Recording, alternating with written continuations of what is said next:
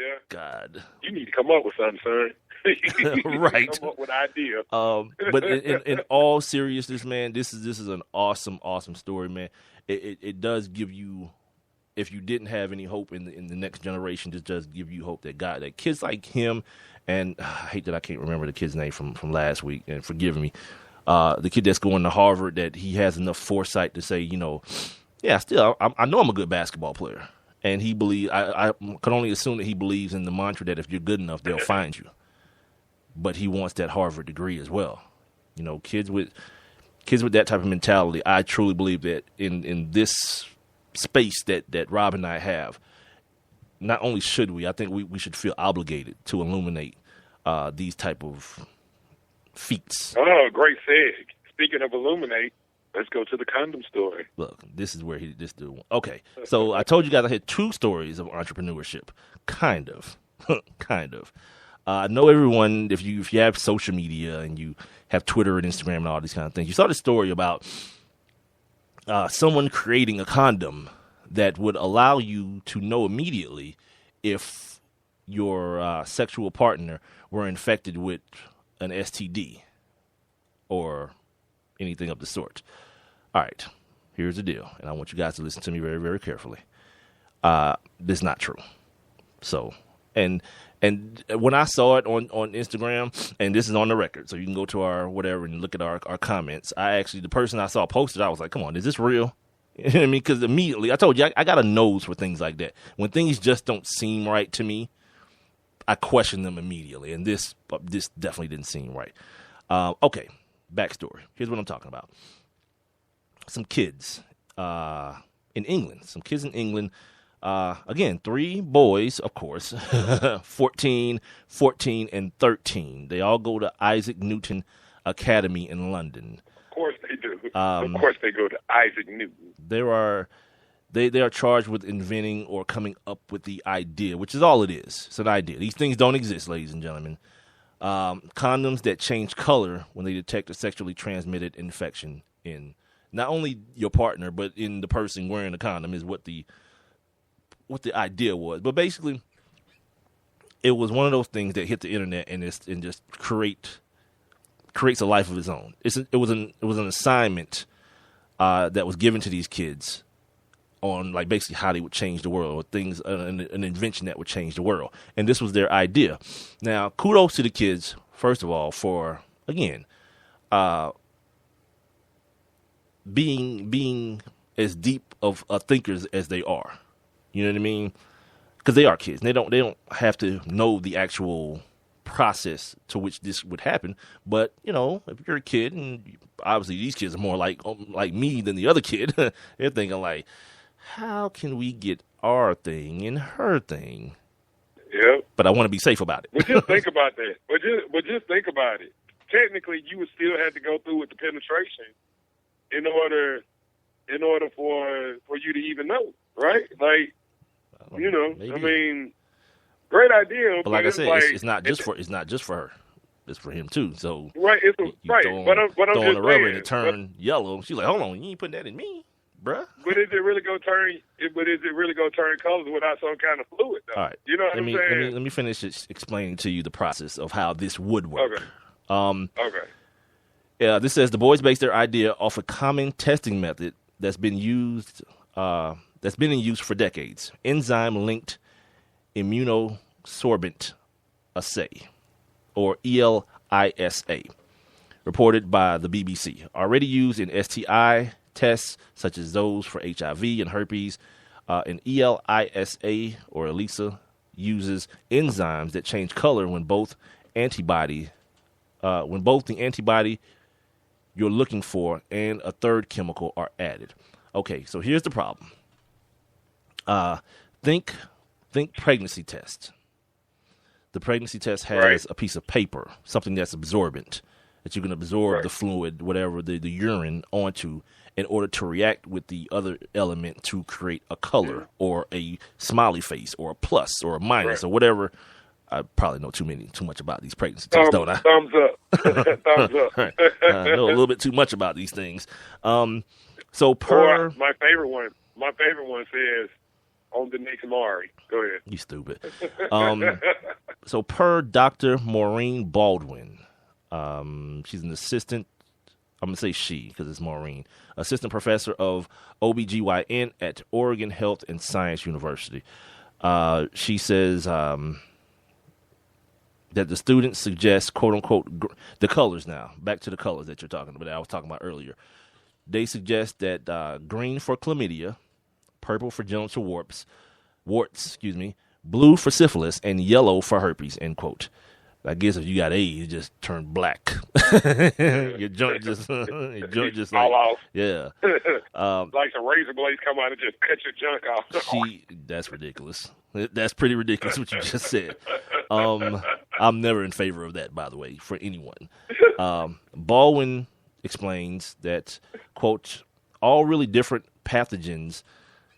of them are really different pathogens, and we have different ways of testing for them. Those testing methods also usually rely on blood rather than vaginal fluid or semen. So that in itself is the first problem.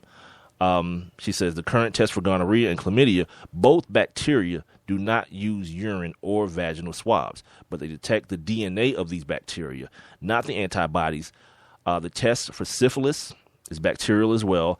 The test for HIV is viral, and hepatitis B and C is viral as well. So they require blood samples to test the antibodies. So, and the hepatitis and HIV tests require confirmation. So once you even get tested, they have to be retested, of course, because you don't want to get in a situation where you're telling somebody they got HIV and they don't really have it. Positive. Yeah. And they talk about that. And that was my first question reading and hearing about this. It's like, wait a minute. Nothing's 100%. So there's got to be some sort of chance. Like, if this is real, before I read this today, before it was real, I was like, there's got to be a chance that, like, something else could affect this condom and, like, turn it, whatever, purple. And then you got your old lady or whoever you date looking at you like, who you been messing around with, old dirty crotch? Or just imagine. I mean, because at that point, it doesn't tell you. You don't know which person is infected, I would think. So, well, I mean, you know, if it's the dude, if the way that this he put it on. Conceptually, yeah, he puts it on, and you know, his junk turns black, and it's like, oh, okay, brother, we need to have a conversation, don't we? Yeah. I mean, but just think, like, you with a chick you've been trying to get with forever. Yeah. And you finally do. Here goes and you get in it. Here's the other quandary. And you. Yeah. Boy. Half you dudes ain't gonna stop anyway. Let's just keep that real. You know what I mean? Because the first thing we gonna hit your mind is like, but I had on the rubber. Yeah, I already got the condom on. Yeah, exactly. So there goes the other problem. Like, half you horny, freaky, nasty dudes ain't gonna stop anyway. You're like, man, but she fine though, and I done spent about $400 worth of dinners on this broad. Oh yeah, but just imagine you pour, you know, go in the bathroom to dispose of it, and things that turn purple or green. That's like a little game we used to play back in elementary school. We were like, now, Janet Jackson, full blown AIDS, raw dog. And, you know what I mean? And dude be like, and then fool be thinking about it too, be like, man, that is Janet Jackson though. Yeah, we were so stupid. We were so, well, not were, but we were probably more stupid. Yeah, maybe that's not even a fair assessment either. We were just stupid. Let's just call it that. So yeah, if you're seeing this on social media, it's false. So thank the Sports Kings. Just because your man roll up with some colored condoms, well, by the way, if they already colored, you're screwed. So, right. If this was true, but it's not. So there's that. Now that could be a messed up prank. You know, dude, go get him some purple condoms and be like, it's gonna be on the news. That would be a cruel joke. Yeah, the wrong chick is gonna be on the news. Just know that, guys. Playing pranks with chicks in their lady parts. Know what's gonna happen then. So, okay, those were the two stories of the entrepreneurship. Did you hear about this dude? Yep, and it is good to be white, by the way, and tall. This dude that pretended like he got drafted last night. Yes, man, and crushed it all night. Yes, I couldn't do nothing but like thumbs up. Yeah, fake it till you make it, and even if you'll never make it, as long as you can fake it, it's cool. Cool. I'm all about that life, dude.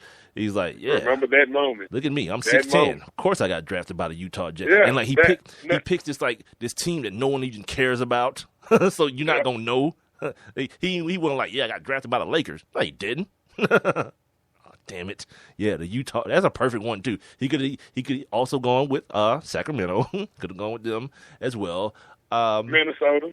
Well, no, because Minnesota had the first pick. Oh, You can't go with that one. No, that's a bad look. Trying to take a place that people would not go look for. Like you hit him with New Jersey, or I mean, with Brooklyn, because no one cares about that situation either. Yeah, the Hornets. Yeah, the Hornets any good? Toronto. Yeah, was he? Definitely. The Hornets took Frank the Tank. So I'm gonna believe that white girls know who he is. You feel me? Like white girls who about that life, who want to like mess with athletes. I would assume they know who Frank the Tank is. So you might be running into a little bit of problem. Like, wait a minute. Open up your jacket. You're not Frank, right? We know Frank. You don't have you don't have those no limit tanks in your jacket. Yeah. And believe me, they don't call him the tank for nothing. Like, that was ridiculous. It's Friday, man. It is. It's the end of the week. We got 4 minutes left in this hour. But you know, back when the Pacquiao Mayweather fight, it was another story where this white guy got in and Manny vouched for him just because he walked in with like Jeremy Piven or something like that. Like he was behind Jeremy Piven or something. It was some kind of way. Yeah, it's good he to be walked behind like some other celebrities. And then when he got right there, he didn't have the credential. And Manny was like, no. Let him in because he was like, Manny, what's up? Yeah. And they said Manny came over there, gave him a hug, everything. Yeah. And this dude just back in the back, just chilling. We all know he's not the smartest or sharpest knife in the tube, in the drawer. Well, he's a boxer. He's a boxer. God almighty. Coming up next hour, at the top of the hour, I want to talk about this, a great moment in American history, I think. You know, but I also want to talk about the Supreme Court. They ruled that constitutionally that gay people should be allowed to be married, and that set off as usual, change is going to set off a chain reaction. Some on the far left in the positive side, and people on the far right in the negative. And I think, there's room for improvement on both ends of the arguments. So I definitely want to talk about that when we come back for hour number 2. I still want to get to this beer stuff, man. I keep pushing it back. Guess what else I realized today? I realized what a funky duck was. A funky duck. P-H-U-N-K-E-E duck. What is that? Yeah, a funky duck is that thing that I was calling a hovercraft that J.R. Smith was riding. Yeah. It's called a funky duck. Yeah. Because what's the kid's name? Joel Embiid was on one, and they actually called it by name today. So I saw that, and I was like, okay, now I'm a little bit smarter. I'm a little bit more into what the kids know. It's not a Segway or hovercraft. It is a funky, P-H-U-N-K-E-E, to make it even more, urban. Spell it wrong. That way the black kids will love it, too. Or put a Z on the end of it. Funky Ducks. Ridiculousness. And I want to. The story came out today that LeBron James, obviously he's going to opt out, but he's doing that. He's kind of doing that Brett Favre thing now, where it's like, yeah, I'm not going to just resign. I'm going to see what you guys are going to do first. Hey, but then do what? Like, what you going to do if you don't like what they do? You know what I mean? It's like at certain times, like certain things just kind of jump the shark. Like, I'm all about players having power and being able to control their particular situations.